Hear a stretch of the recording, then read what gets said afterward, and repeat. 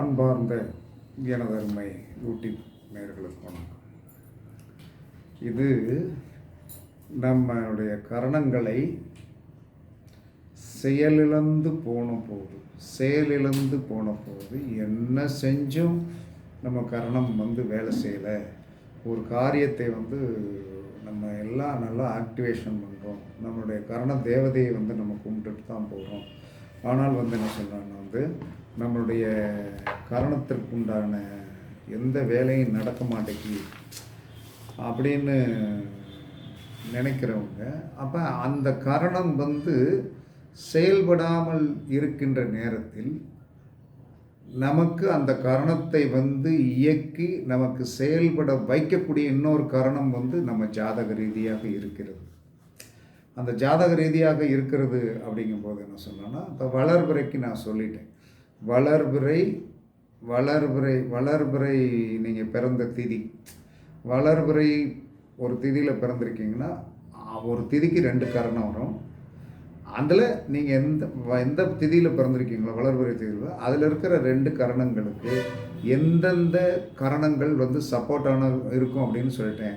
இப்போ நீங்கள் என்ன சொன்னால் தேய்பிறை திதியில் போய் பிறந்து, தேய்பிறையில் 15 திதி இருக்கு இல்லையா, வளர்பிறை தேய்பிறை பிரதமையிலிருந்து அமாவாசை வரைக்கும் இருக்கிற திதிகளில் பிறந்தவர்களுக்கு அவர்களுடைய கரணங்களை செயல்பாடு இல்லாத நேரத்தில் அதை சப்போர்ட் பண்ணி இயக்கக்கூடிய கரணங்களை சொல்ல போகிறேன். அதோடைய உணவுகளை நீங்கள் சாப்பிடலாம். அந்த கரணத்தை கொண்டான தேவதைகளை நீங்கள் வழிபட்டு வெற்றி பெற்று கொள்ளலாம். அப்போ இது என்ன சொன்னாங்க, நம்ம காரில் இருக்கிற ஸ்டெப்னி மாதிரி என்ன காரணம்னா, எப்போ வேணாலும் ஒரு கார் ரோட்டில் போகும்போது பஞ்சர் ஆகலாம். அந்த பஞ்சரான நேரத்தில் என்ன சொன்னாங்கன்னா, நாம் ஸ்டெப்னி இல்லாமல் இருந்தால் எவ்வளவு சங்கடப்படுவோமோ அந்த நிலையை மாற்றி, ஸ்டெப்னி இருக்க உடனே என்ன சொன்னால் நம்ம டயர் எடுத்து மாற்றிட்டு இலக்கை அடைஞ்சிரோம்னா அதற்கு உதவி செய்யக்கூடியதான் இந்த கரணங்கள். அப்போ தேய்பிறை பிரதமை திதியில் போய் பிறந்து பாலவம் அல்லது கௌளவ கரணத்தில் தான் பிறந்திருப்பீங்க. தேய்பிறை பிரதமையில் யார் பிறந்தாலும் பாலவம் அல்லது கௌளவத்தில் பிறந்திருப்பீங்க. தேய்பிறை பிரதமை திதிக்கு பாலவம் உங்களுடைய கரணமாக இருந்தால் கிம்ஸ்துக்கண கரணத்தை இயக்குங்கள், வெற்றி பெறுவீர்கள். அதே தேய்பிறை பிரதமைக்கு கௌளவ கரணமாக பிறந்து பவகரணத்தை நீங்கள் கையில் வைத்து கொண்டால் உங்களுடைய வாழ்க்கை வெற்றி போக்காக போகும். அதே சமயத்தில் துவிதியை திதியில் பிறந்து தேய்பிறை துவிதியை திதியில் போய் பிறந்து தைத்திலை கரணமாக இருந்தால் பாலவ கரணத்தை இயக்குங்கள். கரசை கரணமாக இருந்தால் தேய்பிறை துவிதியை திதியில் போய் பிறந்து கரசை கரணமாக இருந்தால் கௌளவ கரணத்தை இயக்குங்கள், கண்டிப்பாக வெற்றி கிடைக்கும். தேய்பிறை திருதியை திதியில் போய் பிறந்து வணிசை கரணமாக இருந்தால் தைத்துளை கரணத்தை இயக்குங்கள். தேய்பிறை பத்திரை கரணத்தில் போய் பிறந்து, தேய்பிறை திருதியை பத்திரை கரணத்தில் போய் பிறந்து உங்களுக்கு என்ன சொன்னால் கரசை கரணத்தை இயக்கினால் கண்டிப்பாக உங்களுக்கு வெற்றி கண்டிப்பாக கிடைக்கும். அதே சமயத்தில் தேய்பிறை சதுர்த்தி திதியில் போய் பிறந்து பவகரணமாக இருந்தால் வணிசையை இயக்குங்கள். பாலவ கரணமாக இருந்தால் பத்திரையை இயக்குங்கள். தேய்பிறை பஞ்சமி திதியில் போய் பிறந்து கௌளவ கரணமாகவோ இருந்தால் பவத்தை இயக்குங்கள். தேய்பிறை பஞ்சமி திதியில் போய் பிறந்து தைத்துளை கரணமாக இருந்தால் பாலவ கரணத்தை இயக்குங்கள், சேர்த்து வைத்துக் கொள்ளுங்கள், கண்டிப்பாக உங்களுடைய காரியம் வெற்றியாகும்.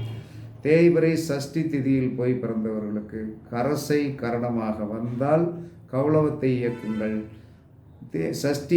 தேய்பிறை சஷ்டியாக வணிசை கரணமாக வந்தால் தைத்துளையை இயக்குங்கள், உங்களுக்கு கண்டிப்பாக ஒரு பெரு வெற்றி கிடைக்கும். தேய்பிறை சப்தமியாக பிறந்து அதற்கடுத்து என்ன சொன்னான்னா அதில் பத்திரை கரணமாகவோ பவகரணமாகவோ வந்தால் பத்திரை கரணத்திற்கு கரசையை சேர்த்து இயக்குங்கள். பவகரணமாக வந்தால் வணிசையை சேர்த்து இயக்குங்கள். அதே சமயத்தில் சஷ்டிக்கு சொன்னா என்னங்கிறது ஒரு ஞாபகம் இல்லை, திரும்ப சொல்லு. தேய்பிறை சஷ்டியில் போய் பிறந்து கரசை கரணமாக வந்தால் கௌளவத்தை இயக்கவும், வணிசை கரணமாக வந்தால் தைத்துளையை இயக்கவும். அதற்கு அடுத்து என்ன சொல்கிறான்னா வந்து தேய்பிறை அஷ்டமி திதியில் போய் பிறந்து பாலவ கரணமாக வந்தால் பத்திரையை இயக்குங்கள். கௌளவ கரணமாக வந்தால் பவத்தை இயக்குங்கள். தேய்பிறை நவமி திதியில் போய் பிறந்து தைத்துளை கரணமாக வந்தால் பாலவத்தை இயக்குங்கள். தேய்பிறை நவமி திதியில் போய் பிறந்து கரசையாக வந்தால் கௌளவத்தை இயக்குங்கள். தேய்பிறை தசமி திதியில் போய் பிறந்து வணிசை கரணமாக வந்தால் தைத்துளையை இயக்குங்கள். தேய்பிறை தசமி திதியில் போய் பிறந்து பத்திரை கரணமாக வந்தால் கரசையை கண்டிப்பாக இயக்குங்கள். அதற்கடுத்து தேய்பிறை ஏகாதேசி திதியாக வந்தால் பவகரணமாகவும் பாலவகரணமாகவும் வரும். அதில் பவகரணமாக வந்தால் வணிசையை இயக்குங்கள், பாலவகரணமாக வந்தால் பத்திரையை இயக்குங்கள், கண்டிப்பாக வெற்றி கிடைக்கும். தேய்பிறை துவாதசி திதியில் போய் பிறந்து கௌளவ கரணமாக வந்தால் பவத்தை இயக்குங்கள். தேய்பிறை துவாதசி திதியில் போய் பிறந்து தைத்துளையாக வந்தால் பாலவ கரணத்தை இயக்குங்கள். தேய்பிறை திரையோதசி திதியில் போய் பிறந்து கரசை கரணமாக வந்தால் கௌளவத்தை இயக்குங்கள். தேய்பிறை திரையோதசி திதியில் போய் பிறந்து வணிசை கரணமாக வந்தால் தைத்துளையை இயக்குங்கள். தேய்பிறை சதுர்த்தசி திதியில் போய் பிறந்து பத்திரை கரணமாக வந்தால் கரசையை இயக்குங்கள். தேய்பிறை சதுர்த்தசி திதியில் போய் பிறந்து சகுனி கரணமாக வந்தால் வணிசையை இயக்குங்கள். அமாவாசை திதியில் போய் பிறந்தால் முதலில் சதுஸ்வாதமாக வந்தால் பத்திரையை இயக்கணும்.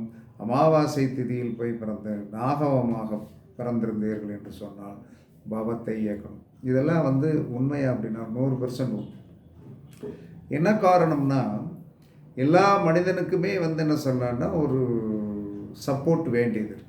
அப்போ என்ன சொல்கிறான்னா, ஜோதிட சாஸ்திரத்தில் வளர்பிறையில் போய் பிறந்தவன் தேய்பிறையில் போய் அது அந்த சாமியை கும்பிடுங்கம்மா, தேய்பிறையில் போய் பிறந்தவன் வளர்பிறையில் போய் சாமி கும்பிடு அப்படிங்கிறான். அப்போ நம்ம என்ன செய்யணும், அப்போ வளர்பிறையில் போய் பிறந்தவன் வளர்பிறையில் போய் இப்போ வளர்பிறை தசமியில் போய் ஒருத்தர் பிறந்திருக்கீங்கன்னு வைங்களேன். அப்போ வளர்பிறை தசமியில் போய் ஒருத்தர் பிறந்தீங்கன்னா அன்றைக்கி அந்த திதிக்கு என்ன சொல்கிறான்னா என்ன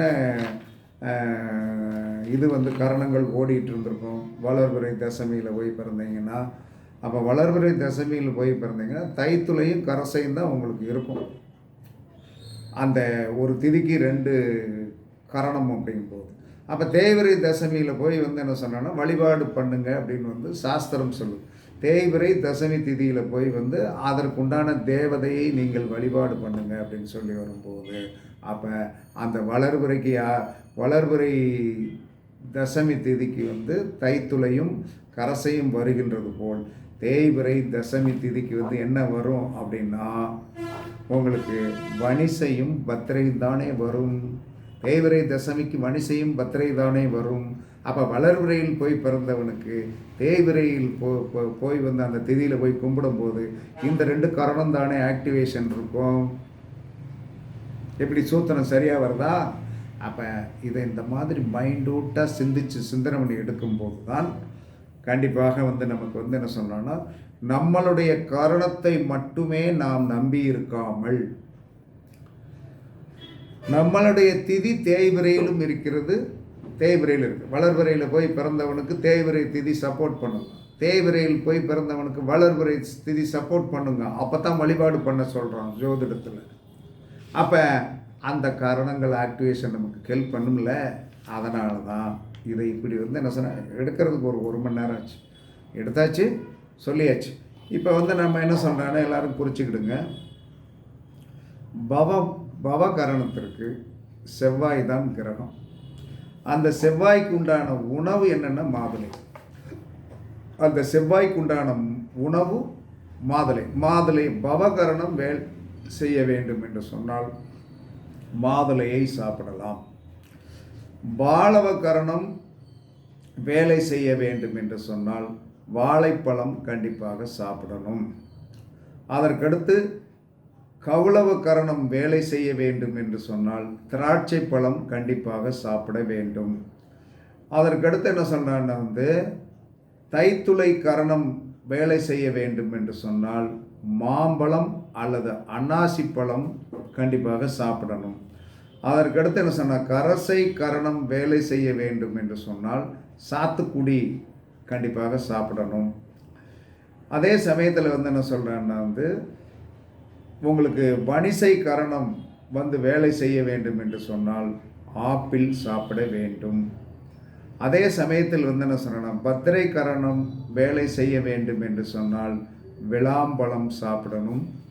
அப்படின்னா விளாம்பழ ஜூஸ் என்ன சொல்கிறான்னா இந்த அரவிந்த் போன்ற கெர்பல்களில் விற்கிறது, அதை வாங்கி பயன்படுத்தி கொள்ளுங்கள்.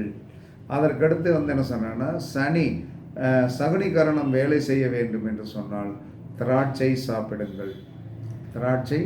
சாப்பிடுங்கள். அதே சமயத்தில் என்ன சொன்னா, சதுஸ்பாத கரணம் வேலை செய்ய வேண்டும் என்று சொன்னால் பலாப்பழம் அல்லது ஆரஞ்சு பழம்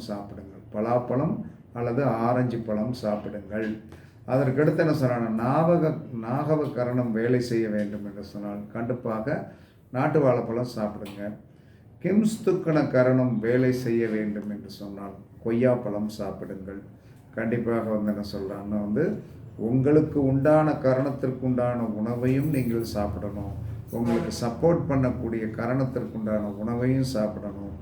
தேவதை என்று சொல்லி வரும்போது பவ கரணத்திற்கு இந்திரன், பாலவ கரணத்திற்கு பிரம்மா, கௌளவ கரணத்திற்கு சூரிய பகவான், தைத்துளை கரணத்திற்கு ஆதித்யன், கரசை கரணத்திற்கு பூமி மாதா, வணிசை கரணத்திற்கு லட்சுமி தேவி, பத்திரை கரணத்திற்கு யமன், சகுனி கரணத்திற்கு களி என்று சொல்லக்கூடிய ஒரு தெய்வம். அப்படின்னா கலியுக தேவதை. அதற்கடுத்து சதுஸ்பாத கரணத்திற்கு என்ன சொன்னால் ருத்ர பகவான், நாகவ கரணத்திற்கு சர்ப்பம், கிம்ஸ்துக்கண கரணத்திற்கு வாயு பகவான். இதெல்லாம் தெரிஞ்சு வச்சுக்கிடுங்க. அப்போ கரணத்திற்கு உண்டான கிரகம், கரணத்திற்குண்டான தெய்வம், கரணத்திற்குண்டான பழங்கள் எல்லாமே சொல்லப்பட்டு விட்டது. இந்த வீடியோ என்ன சொல்லணும், எல்லோரும் நீங்கள் நல்லா தெளிவாக பாருங்கள். கண்டிப்பாக என்ன செய்யுது, நீங்கள் தெளிவாக பார்த்தீர்கள் என்று சொன்னால் கண்டிப்பாக என்ன செய்யும் அப்படின்னா உங்களுக்கு இப்போ நம்ம கரணம் என்னதான் முட்டி மோதி நம்ம கரணம் வேலை செய்யவில்லை என்று சொன்னாலும் நம்மளுடைய கரணத்தை என்ன சொன்னால் சப்போர்ட் பண்ணி இயக்கக்கூடிய கரணத்தை தெரிஞ்சு வச்சுக்கிடுங்க.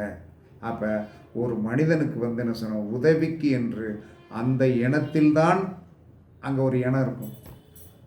இப்போ நம்மளே ஒரு இடத்துக்கு போகிறோம், நமக்கு என்ன சொன்னா, நம்ம சொந்தக்காரங்க யாரோ ஒரு இடத்துல ஒரு அலுவலக நிமித்தமாக ஒரு வேலைக்கு போகிறோம். அங்கே யாரோ ஒருத்தரை பார்த்து சார் இதை செஞ்சு கொடுங்க அப்படின்னு சொல்லுவாங்க. யாரோ ஒருத்தர் நமக்கு தெரிஞ்சவர் அந்த இடத்துல இருந்தாருன்னு வைங்க, அவரே பார்ப்பார், என்ன சார் இங்கே வந்திருக்கு அப்படின்னு, இந்த மாதிரி வந்தேன் அப்படின்னு சொன்னோம்னா என்ன செய்வாங்க, இருங்க உட்காருங்க அப்படின்னு அதுக்குண்டான ஃபார்முலாஸ் எல்லாமே என்ன சொன்னாங்கன்னா வெற்றி பெற வைப்பதற்கு அதுக்குண்டான ஃபார்முலாவை சொல்லுவாங்க. அதுக்குண்டான ஆளை அவங்களே உள்ளே போய் பார்ப்பாங்க. நமக்கு என்ன சார் சப்போர்ட் பண்ணி முடிச்சு கொடுத்துருவோம். போனது நம்ம தான். ஆனால் உள்ளே இருந்த ஆள் நமக்கு வேண்டப்பட்ட ஆளாக இருந்தால் என்ன நடக்கும்? அது மாதிரி தான் இந்த கரணங்கள். அதனால் இனிமேல் உங்களுடைய கரணத்திற்கு துணை கரணம் அப்படிங்கிறத கண்டிப்பாக தெரிந்து வைத்துக் கொள்ளுங்கள். ஏன்னா இதில் என்ன சொன்னா, ஒரு இக்கட்டான சூழ்நிலையில் நான் இருக்கும், இக்கட்டான சூழ்நிலைனா ஒரு ஒரு சூழ்நிலையில் இருக்கும்போது அந்த இக்கட்டான சூழ்நிலையை நான் சொன்ன இந்த ஒரு ஆதிபத்தியத்தை வைத்து தான் என்ன சொல்கிறேன்னா நான் சக்ஸஸ் பண்ணேன். ஏன்னா அந்த சக்ஸஸ் தான் இன்றைக்கி அந்த மனசார நினைப்பேன். அது எவ்வளவு ஒரு நெருக்கடியான ஒரு சூழ்நிலையில் இருக்கும்போது ஒருத்தர் உதவி பண்ணினாங்க அப்படின்னு சொல்லி வரும்போது அப்போ நம்ம கரணத்திற்கும் அவங்க கரணத்துக்கு என்ன சம்பந்தம், நம்ம கரணத்திற்கும் அவங்க கரணத்திற்கும் என்ன சம்பந்தம் அப்படின்னு பார்க்கும்போது அப்போ இப்போ சொன்ன விடைகளில் அந்த கரணத்திற்கு என்னுடைய கரணத்திற்கு அந்த கரணம் துணை நிற்கிற கரணமாக இருக்கிற காரணத்தினால அந்த வெற்றியை கொடுத்தது.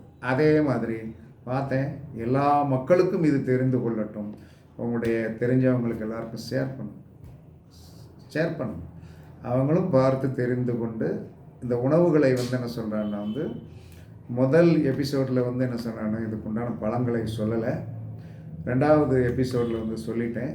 அப்போ என்ன சொல்லலான்னா, எல்லாரும் இதை படிங்க. கண்டிப்பாக கரணத்தை வேலை செய்ய வைக்கும் துணை கரணம் நான் சொன்ன ஒரு ஃபார்முலா ஜோதிட சாஸ்திரத்திலே உண்டு. சொல்லியாச்சு, பயன்பெறுங்கள் என்று கூறி உங்களிடமிருந்து விடைபெறுவது சிப்பி பாறை ஜோதிடர் சாதிராகவன் ஜெயபாலாஜி. சுகமே சொல்க, சுகமே சொல்க. வாழ்க வளமுடன், வாழ்க வளமுடன். வணக்கம், வணக்கம், வணக்கம்.